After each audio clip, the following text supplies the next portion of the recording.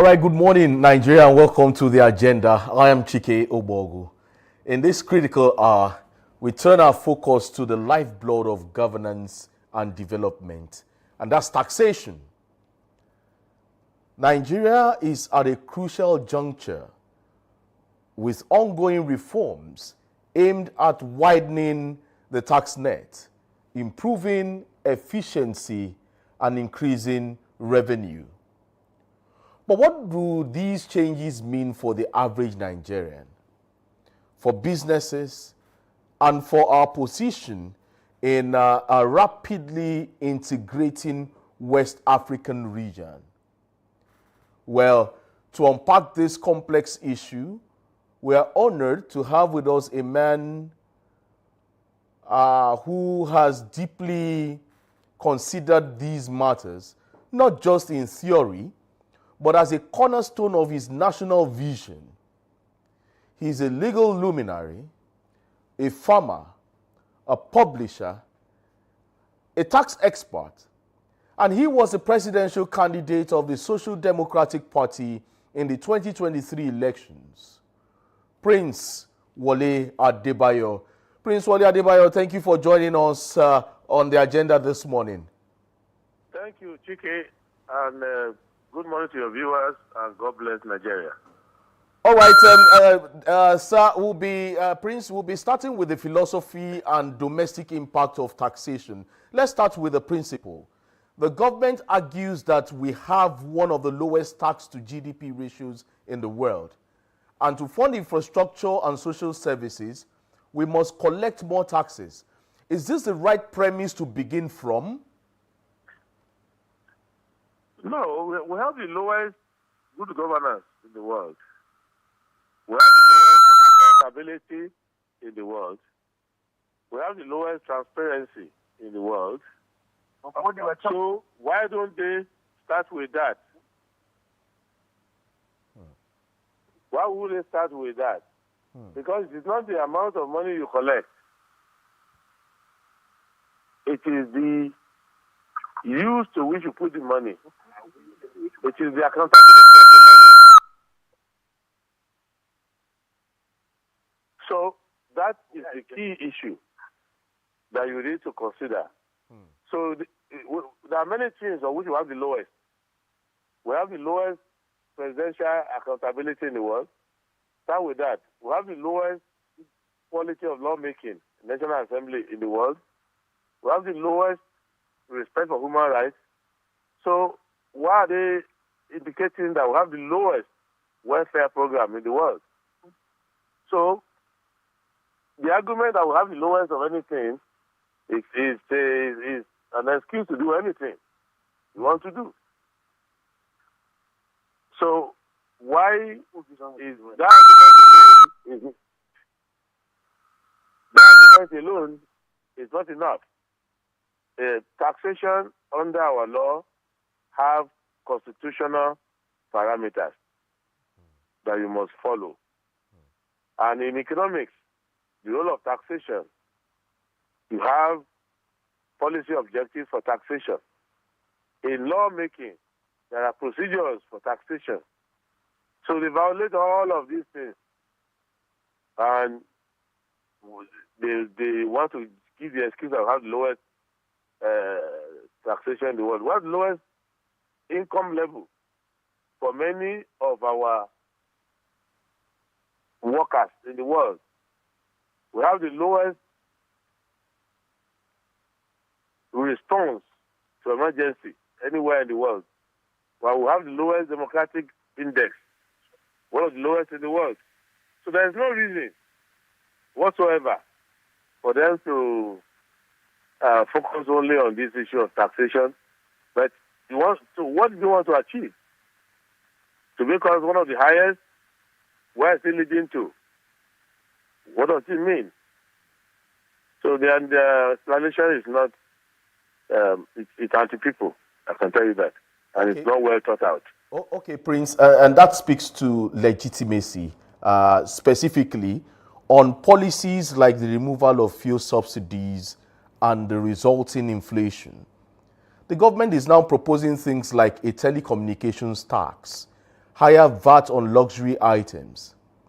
Now, is targeting so-called luxuries and everyday services like data the right way to go for this government to the people? Luxury. What is the luxury? What are the things that they consider to be luxury? Daily life is a luxury already in the country. So what is the luxury that they are discussing? The role of government is not to target people's lifestyle.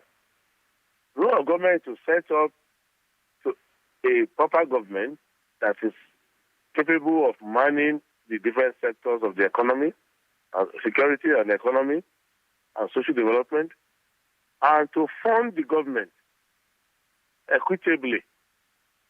The government is not supposed to punish people. The government's job is to fund its own activities. And the priorities must be in line with the priorities that we have approved in the Constitution. Already, people in government are living in luxury. So if they don't like luxury, they should stop living in luxury. Because why their mind is on luxury is because they want to render everybody poor, take control of everybody's money, and put the money towards their own luxury government. Government has its grandest offices. If you don't have money, you are building more government offices, more residencies for vice president, for different people. The convoys of state officials are getting longer. Governors are flying private jets across the country. Then they book hotels everywhere. They use their money to cause political trouble everywhere. So the government is not broke. The government is broken. And if you don't fix the broken government, even if you tax the dead, the unborn, you will still not have enough money to fix a broken basket. So it's like pouring water into a basin that is leaking. There's no water in the world that you can put inside. The entire Atlantic Ocean will not fill it because it is leaking badly. And that's not what we are going to go and do there. They have three budgets that are budgets of deceit, deception, and delusion, running concurrently. They can't fund any of them. They're not ready to fund them. They are spending extraordinary items. They are spending on extraordinary items without funding properly. So which of the services can you rejoice for? So I want us to understand that this so-called distraction about so-called tax reform, one, is not a reform. Two, it's not about taxation, because we have enough laws in the books for taxation already. It's about money grab. It's about achieving Tinubu singularity. You control the entire politics. That is, even all political parties, you want to control them, all governors. So you are in control of politics. You control the entire business. Nobody can do business in government now if you are not one of them, if you are not part of them. And last thing, you want to control the entire revenue in the country. So you achieve a singularity. So it becomes unitary republic of Tinubu. That's what they want to do. If you look at the changes, it is the establishment clause in the tax bills that are more dangerous. And in a federation, you cannot have a national revenue service in a federation. How can you go from federal inland revenue to national? It's not a unitary system. We're not under McPherson. No, we are a federal system. How can you have a national one? You can't. How many things are national anymore in the country? How many? So let us understand what they are doing. I am not against funding the government. You fund the government from all the royalties, rent, and licenses. You also fund the government from profits made by you also okay, Yeah, Prince, quickly, Prince, because of our time, and I know you are on the road at the moment and doing us the honor of speaking with us. So you talked about economics the other time, and let's talk economics now. Now, how do these reforms impact Nigeria's broader economy? Will it spur our growth as a country, or will it stifle our growth?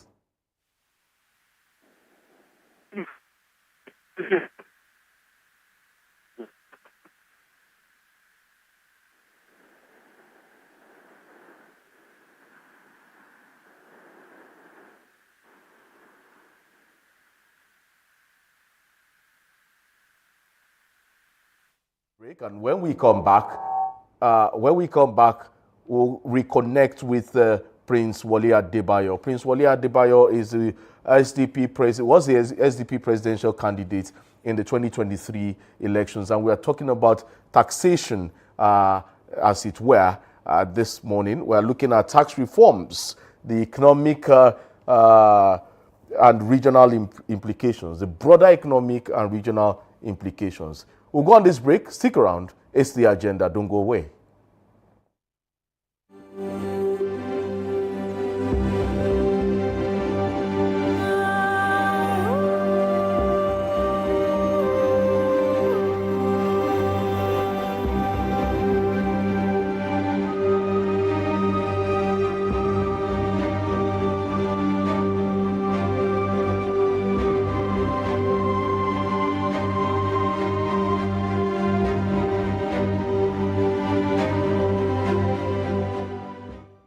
All right, welcome back from that break. Still discussing with Prince Wale Adebayo, the SDP presidential candidate in the 2023 elections, and he's also a lawyer. We're talking taxation this morning, the tax reforms and the broader economic and regional implications. Prince, before we went on that break, I was saying you talked about economics now, and let's talk about economics. Now, how do these reforms impact Nigeria's broader economy? Will it spur the nation? Will it spur the economy of the nation? Or will it stifle the economy? It is not a reform. It does not reform anything. It's a deformation. You just go to deform. One, you cannot have a national revenue service in a federation out of it. Every level of government will have its own revenue service. So the federal government will have its own federal revenue, the state will have their own, local government will have their own. Let us get that clear. So it's unconstitutional. Secondly, if you want to pass laws regarding taxation, you must first pass laws regarding accountability. There is no clarity in the legislature about how much money the executive is collecting on behalf of the federation. And all the rent and profits and royalties that we are entitled to from all our minerals, petroleum, solid minerals and other resources, including overflight, including money we get from gas, LNG, they are not accounted for. In any proper environment, a person who studies economics in year 2 or year 1 in the university should be able to go to this room and collect the revenue last month. But they have that opaqueness. It still continues. What they are doing here, they're calling reform to you, is an attempt to grab the revenue. They did a similar thing in Lagos, and 2 decades after leaving government, everybody is still working to pay them. And that's what they want to do. Nothing more than that. And you have to remember that the so-called reform they did is not only about taxation. They're also trying to take away from the customs and other government revenue agencies the power to collect. They can just assess, but they will collect. This is unconstitutional. And there is the law. And I don't want to talk about the legislative scandal regarding whether the law passed by the representative of the people is even the law that we're implementing now. So, we should not get carried away by the government. I think process and to privatize and to construct. Okay, Prince, we're struggling to hear you. I guess the network is kind of poor. But be that as it may, you mentioned the fact that it is not a reform, but a deformation. However, if you look at inequality, Prince Wole Adebayo, and look at the reform from the positive angle, the graduated personal income tax rates seem progressive. For example, from 0% for low-income folks. Isn't that a step towards fairness? The quality of the audio is bad. So your question. If you can hear me again, Prince, I said you talking about this not being a reform, but a tax deformation. That's according to you. But let's look at inequality. The graduated personal income tax, the rates seem progressive. For example, 0% for low-income folks.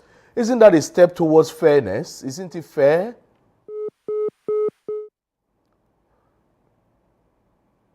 Isn't it fair? Okay, we lost contact with Prince Adebayo there, but we'll try as much as possible to connect him. He's talking about the tax reform. He is in dissonance with the tax reform bill, saying it is not some form of reform there, but at the end of the day, it's some kind of deformation. And he also made mention of the National Revenue Service in a federal system of government being not legal enough, not legislative. And then saying that we have enough legislation on taxation, and this is not what we need at this time. Well, we'll try to see if we can get, if we can reconnect with Prince Wole Adebayo this morning as we're talking tax issues this time. Well, part of the questions is the personal income tax rate, which seemed progressive, 0% for low-income folks. And we want to ask, is that not a step towards fairness? Isn't it fair that even those who are there? Okay, Prince Wole Adebayo is back with us via telephone. Yes, Prince, if you can hear me, I was saying that you talked about this tax reform not being a reform in its actual sense, but a deformity in the polity of the Nigerian state. However, if you look at the personal income tax rates so far, it seemed progressive. That's 0% for low-income folks. Is this not a step towards fairness, sir? Hello? Hear me? Prince, are you there? I'm here. What is the question about personal income tax? Okay, so let me get the question to you again. We're looking at inequality and fairness at this time, and then you talked about it not being a reform but a deform. But when you look at the personal income tax rates at this moment, it seems progressive. That is 0% for low-income earners. Now, is that not a step towards fairness, as it were, in the real sense of it? No, if you look at there's no low income. They are talking about poverty stricken. Everywhere in the world, you know that anybody who earns nothing pays nothing.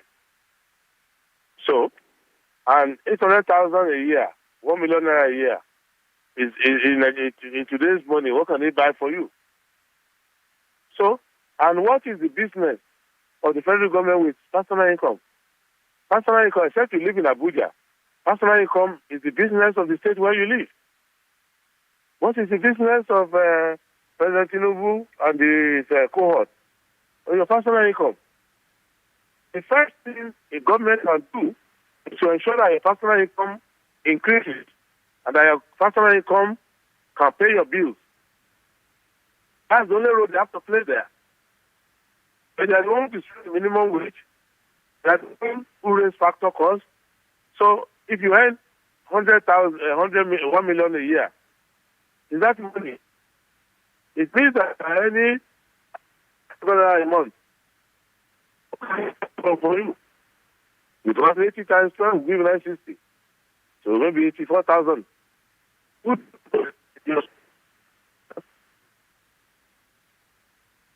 Hello, Prince Adebayo. Hello, Prince.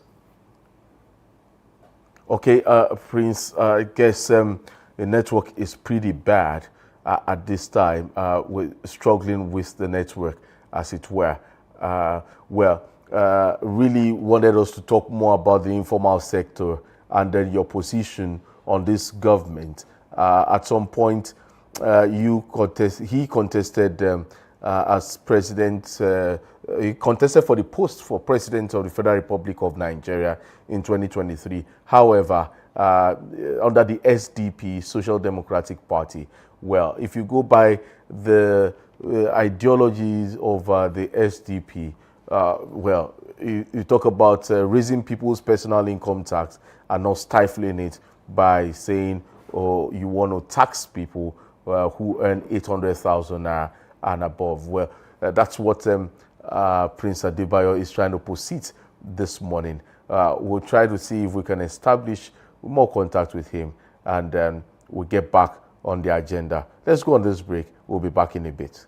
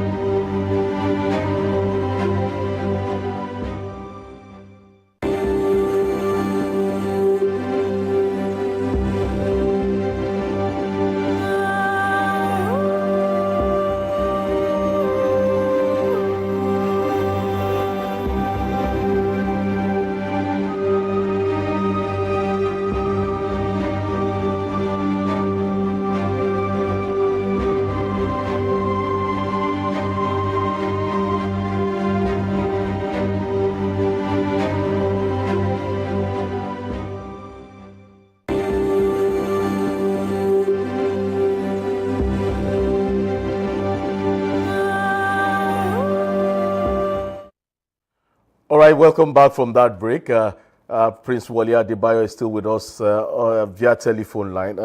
Yes, Prince, I know the network has been crappy at this time. However, we'll try to make do with the little time we have left on the program this morning. Yes, I hope you're there with us, Prince.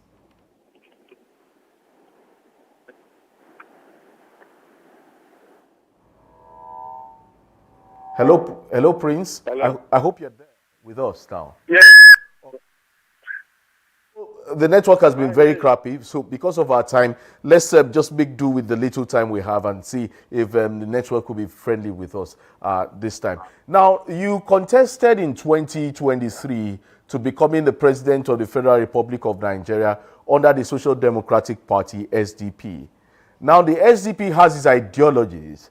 Does this ideology conform with what we are having now with this administration of President Bola Ahmed Tinubu?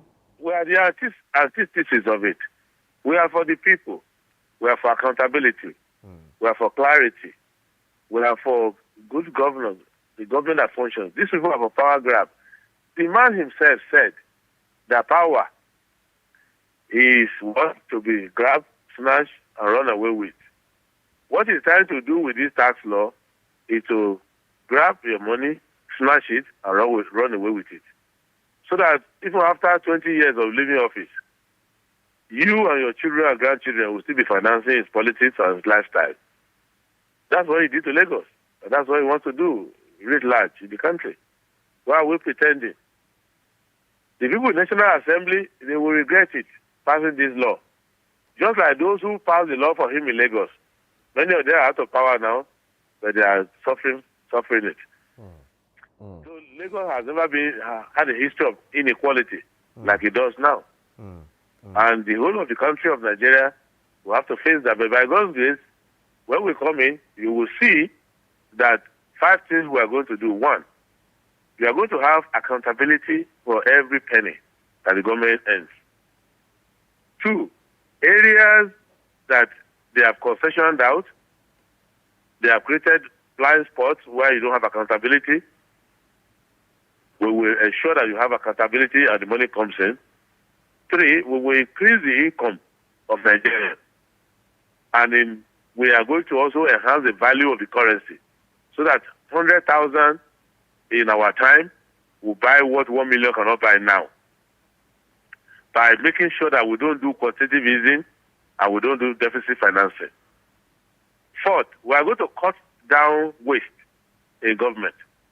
So you won't have to finance the lifestyle of people in government, their families, their concubines, and all their interests. Prince Adebayo, what you are doing now is you're just reading out your manifesto, and it's not time for campaigns yet, according to the INEC guidelines. I know these are lofty ideas from the SDP, and you are giving us an insight now exclusively that it's likely you contest as President of the Federal Republic of Nigeria again come 2027 under the SDP, all things being equal, right? Yes, of course. We run under the SDP. The philosophy, even though the SDP is usually a coalition of people-based political parties. And when we are ready, we will see that all of us will subscribe to Chapter 2 of the Constitution, fundamental objective and directive principle of state policy, and to accountability, to declaration of assets, to abstention from doing business when you are in politics, to procurement clarity and transparency, and ensure that we fight corruption inside our government instead of using EFCC to harass ordinary citizens. We would make sure our government is clean. And all your money, majority of it, 75% will go towards infrastructure. We're not going to spend all that money on recurrent and wasting your money. So that is where we're going to make a difference. And in our time, things like telephone will work so that you can speak to anybody from any part of the country. Because all the money they tax us from consumption, they tax us from nothing available. To take transport, to go to school, they will tax you. Okay, Prince, quickly before we wrap it up, yes, this administration, yes, 2 days ago, on Tuesday precisely, PricewaterhouseCoopers, PCW, talked about PwC, talked about Nigeria in 2026, that over 141 million Nigerians will be... poverty. Can you hear me? Are you there with me? Yeah, it was 133 before. Yeah, but now it is 141 million, saying that 141 million Nigerians will be poorer by the end of 2026, meaning that they are poor already and they'll be sliding into being more poor by the end of 2026. What would you advise this present administration to do so that we would avert that level of poverty and then take us out of that doldrums, even if not eradicating it, but alleviating it? Okay, well, we lost contact with Prince Adebayo there, trying to talk about the PW, that's PricewaterhouseCoopers, there at that point where we wanted to see how he get his thoughts on what this administration can do to lift Nigerians out of that level of poverty as projected by PricewaterhouseCoopers. Well, I hope we reconnect with him and then we call it a wrap at the end of the program there. with him. However, still looking at taxation and personal income tax. According to him, Nigerians are supposed to be improved, especially when it comes to personal income tax. It is called personal income tax, and then that he's saying that the federal government has no business tampering with people's personal income, rather that it should be improved so that they add more to the society. All right. Okay, Prince. Sorry. But we keep apologizing. Yeah, we keep apologizing, Prince. Somebody to go back. They will keep. They will keep. Yes. Okay. Okay. I guess it's still. Those people program now. Subsidy. In the middle of the day. No CNG anywhere. You have not seen CNG near you. You have not seen any of those buses. You've not seen anything.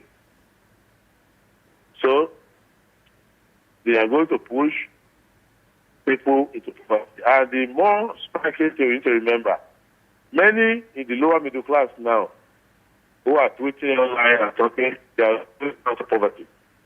If this government continues, the trajectory that they are going now. Prince Adebayo, are you there with me? Are you there? Yes, I'm here. Okay. I've been speaking. Okay. Now, I get your point, as it were, Prince Adebayo, but as it is, as we're rounding off this morning, let's talk about the informal sector, the vast engine of the Nigerian economy. How do we bring them into the tax net without stifling the entrepreneurship and the survivalist drive that keeps the country going? Oh my. Okay.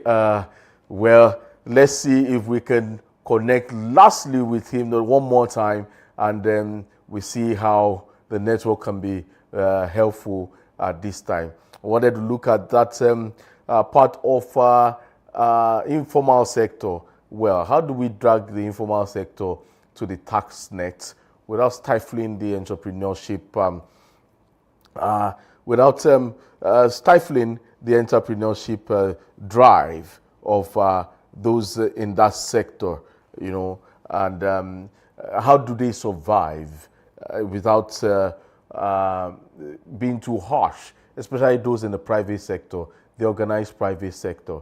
Yes, they bear the brunt, especially when it comes to these tax reforms at this time. They bear more brunt, as it is, according to most Nigerians, as it were. But let's see if we can connect back to Prince Wole Adebayo one last time, and then we'll see how we call it a wrap on the program. Okay. Well, unfortunately, he's not there again. But, well, to wrap it up, we've been speaking with Prince Wole Adebayo on the critical issue of Nigeria's tax reform and its wider implication. Well, a complex challenge. But we've heard it all from him, one that can be met with visionary thinking and a renewed social contract. Well, thank you, Prince Wole Adebayo, for being a part of the discussion this morning, despite the fact that the network was really not too friendly with us this morning, but we got more insight to some of these things and your personal opinion on this issue of the tax reforms. Although we couldn't go to the regional West African sub-region implication, however, I know we'll continue this discussion some other time. Maybe on Tuesday we'll revisit this topic on Tuesday. Again on the agenda, where we'll be discussing extensively about the issues surrounding this tax reform thing. And I hope Prince Wole Adebayo will be able to do justice to that again for us. Well, fortunately, today happened to be Prince Wole Adebayo's birthday. Yes, today happened to be his birthday. And wish you from Dominion FM, Dominion Brokers Group, we wish you many happy returns of the day. Well, thank you, dear audience, for being a part of today's production.